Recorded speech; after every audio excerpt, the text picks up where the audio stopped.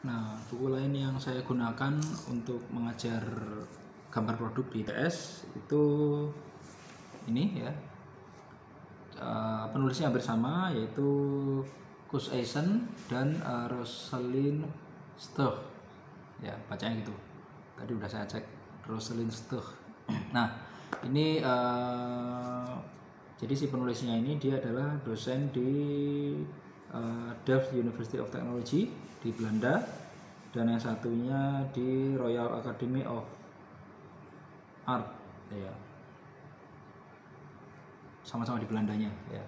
Nah, ini bukunya hardcover ya. Nah, ini yang saya gunakan. Bedanya ini ya, bedanya dengan buku yang sebelumnya. Kalau yang buku yang merah itu yang tulisannya Sketching for Product Design, nah itu dia lebih fokus ke proses membuat sketsa desain produk ya. Kalau di sini adalah the basic. The basic itu artinya proses sketsa itu bisa digunakan untuk desain produk, juga untuk desain yang lainnya. Nah, kalau kita ingin tahu, kita akan cek dalamnya ya. Nanti kita akan lihat sketsa apa aja yang dia jelaskan dan teknik-teknik seperti apa aja yang akan dia jelaskan melalui buku ini. Nah, ini penampakannya ya. Ini penulisnya. Jadi kalau misalnya kalian ingin mendapatkan buku ini, tinggal dicari aja di Google dengan nama ini ya. Ini detailnya. Ini buku perpustakaan ITS ya. Hardcover ya, dan ini di sini penjelasan siapa penulisnya ya yang saya tadi sebutkan. Oke, biar nyambung, kalian bisa lihat video sebelumnya tentang buku yang ditulis sebelumnya ya. Jadi sebelumnya dia sudah menerbitkan tahun 2007 ya, dan 2009, lalu ini yang edisi terbaru dia 2012 ya. Nah, ini buku ini sudah saya gunakan berarti sudah 10 tahun ya, karena waktu itu saya belinya tahun 2012 ya. Nah, bedanya dengan yang sebelumnya, kalau sebelumnya dia menjelaskan dari sudut pandang desain produk ya. Kalau di sini dia sudut pandangnya lebih ke basic ya. Makanya judulnya Basic Sketching. Nah, di sini ini enggak setebal yang buku yang sebelumnya. Misalnya di sini Sketching in Design, Drawing Approach, Viewpoint atau sudut pandang, Sketching Progress, Expressing Colors and Materials, Fast and Fearless, dan Product Context ya. Jadi dia enggak membahas tentang desain produk, walaupun contoh-contohnya tentang desain produk ya. Nah, ini coba kita cek secara cepat ya, nanti biar nanti kita semua bisa membayangkan ya, mengetahui isinya dengan cepat ya. Nah, ini karena saya lihat jarang sekali juga sekarang kita menggunakan buku-buku yang analog ini, buku-buku yang fisik gini. Kita sekarang lihatnya online ya. Nah, ini mumpung ada yang buku fisik, maka saya dokumentasikan dalam bentuk video agar nanti saya sendiri bisa belajar dari video ini ya, dan kalian nanti juga bisa belajar juga dari sini ya. Nah, ini di sini juga mungkin dari sini dia menjelaskan hal-hal yang umum dulu ya. Sketching dan design phases, artinya fase-fase sketsa dalam desain ya. Misalnya memilih konsep, membuat presentasi, membuat pitch atau kontes ya. Nah, ini kira-kira kontes itu artinya dia memamerkan ya, membuat detail, membuat komunikasi, shape optimization ya, mengoptimasi bentuk ya, kemudian pre-engineering ya, yang sifatnya teknis.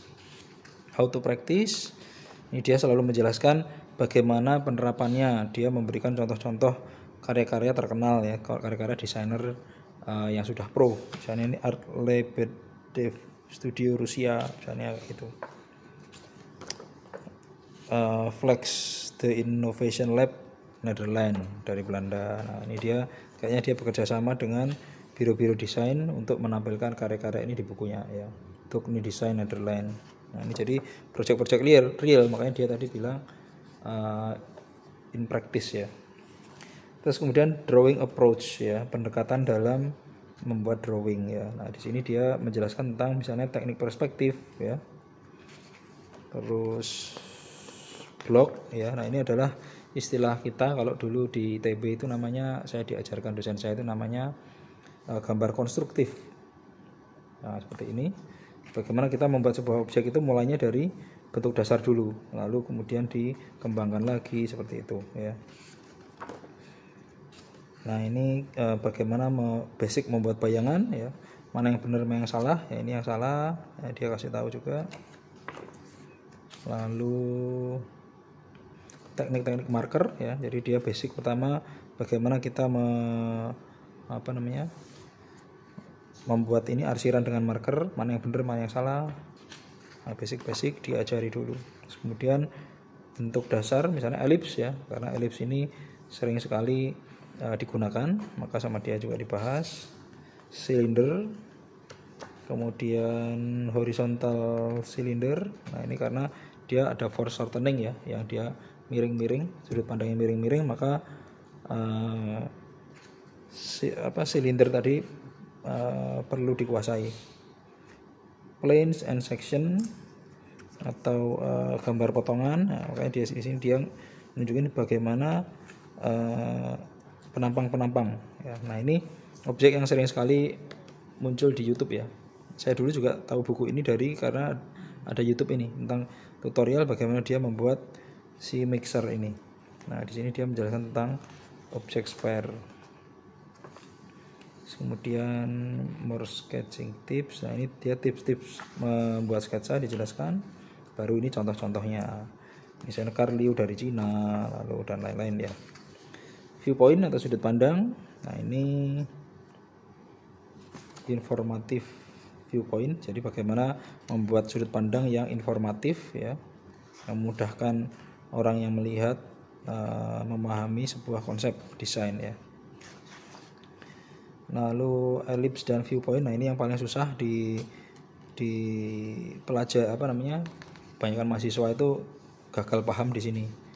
Bagaimana efeknya ketika dia viewpointnya dia melihat sebuah lingkaran dengan viewpoint yang bergeser-geser. Nah, ini kan dia jadi dari tampak ini kemudian agak miring lagi. Nah, ini dia dijelaskan di sini ya. Ini juga viewpoint, dia dari sudut pandang ini lalu ini ya, lalu dia makin miring seperti itu. Eye level perspektif artinya perspektif dari sudut pandang mata ya, dari mata manusia melihat ya. Ini juga dia menjelaskan bagaimana titik hilang. Terus ground level atau frog eye perspektif atau perspektif mata katak ya. Jadi kita melihat dari sudut pandang sebagai katak, itu ceritanya. Ini dia ngasih contoh beberapa karya dari B Studio India misalnya, lalu Art Lebedev Studio Rusia tadi kayaknya sudah ya. Oke, lalu sketching progress. Nah, progresnya seperti apa? Nah, ini yang tadi saya bilang gambar konstruktif, mulai membuat objek untuk membuat objek yang kompleks, mulainya dari objek yang simpel-simpel dulu ya. Makanya dia start dengan blok ya, bloknya seperti ini ya, seperti ini, lalu dikembangkan, diberi round, dihaluskan seperti itu ya. Kemudian singular rounding ya. Nah, ini dia dari bidang ya, bidang kemudian didetili, kemudian diekstrud ya, diperpanjang ke bawah, jadilah dia ruang-ruang ya. Multiple rounding. Nah, multiple rounding berarti dia bagaimana caranya membuat array di banyak lebih dari satu sudut ya. Lalu cubes atau tabung. Nah, bagaimana teknik membuat tabung dijelaskan di sini. Lalu planes and section. Nah, ini dia membuat penampang-penampang ya. Nah, ini kayaknya hampir sama ya, ini di buku sebelumnya. How to practice. Nah, bagaimana penerapannya. Nah, dia tadi dia memberikan teori tentang basicnya, lalu di sini dia menjelaskan tentang penerapannya di Idea DAO Design China misalnya. Nah, ini contoh desainnya seperti ini. Van de Ver Designer seperti ini. Roy Gilsing Design Netherlands. Oke, lalu chapter 5 Expressing Color dan Material. Nah, ini yang pertama, memahami tentang depth atau kedalaman ya. Nah, ini efek 3 dimensi ada di sini. Ini juga bagaimana belajar membuat highlight. Caranya seperti ini dengan kertas berwarna. Terus kemudian basic color. Ini kayaknya nggak terlalu lengkap ya, dia menjelaskan basic color ya. Mungkin di buku yang lainnya ya. Oke, jadi dia menjelaskan tentang warna itu bagaimana campurannya gitu ya. Terus background. Nah, ini sering sekali di desain produk kalau kita membuat gambar itu butuh background. Kenapa? Karena agar efek-efeknya muncul. Apalagi kalau objeknya warnanya terang, maka kadang-kadang efek highlight kayak gini nggak muncul kalau backgroundnya nggak berwarna ya. Lalu ekspresi material. Nah, ini bagaimana mengekspresikan material. Misalnya ini material yang berkilauan, maka dia harus membuat efek seperti ini. Sementara ini ada efek yang doff. Nah, ini caranya membuat seperti ini gitu ya. Nah, kira-kira seperti ini cara membuat detailnya. Oke, ini efek transparan ya, transparansi. Bagaimana membuat gelas, bagaimana membuat highlight ya.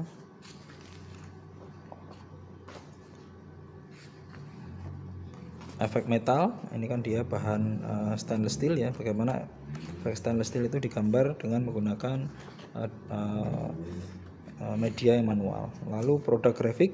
Nah, grafik itu misalnya grip-grip seperti ini kan dia bertekstur ya. Nah, gimana cara menggambarkannya, lalu bagaimana membuat tombol-tombol atau lubang-lubang. Nah, ini detail-detail kayak gini tuh dipelajari di chapter ini.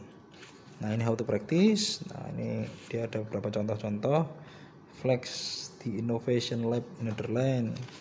Lalu BMW Group Design Works USA Singapura. Maksudnya gimana itu? Ada 2 tempat ya.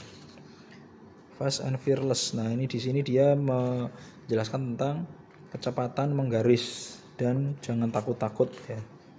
Fearless itu jangan takut ya. Nah, sering sekali kita ragu-ragu, gambarnya pelan-pelan gitu, ragu-ragu. Nah, di sini dia menunjukkan ekspresi garis yang sangat cepat, sangat berani ya.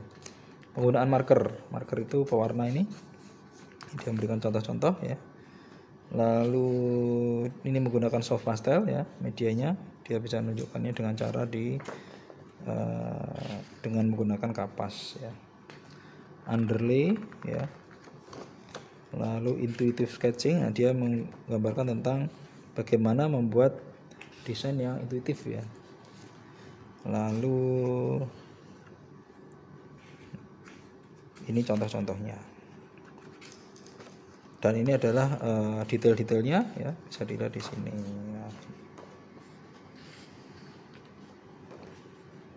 Kemudian background juga penting. Lalu aspek manusia. Nah, aspek manusia ini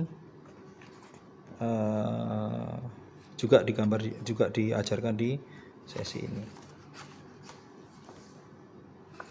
Focal point adalah fokus atau yang menarik perhatian ya. Dan ini adalah yang berkontribusi di ini di buku ini. Oke, mungkin itu dulu review buku ini ya. Semoga bermanfaat terutama untuk akademisi, untuk desainer. Terima kasih.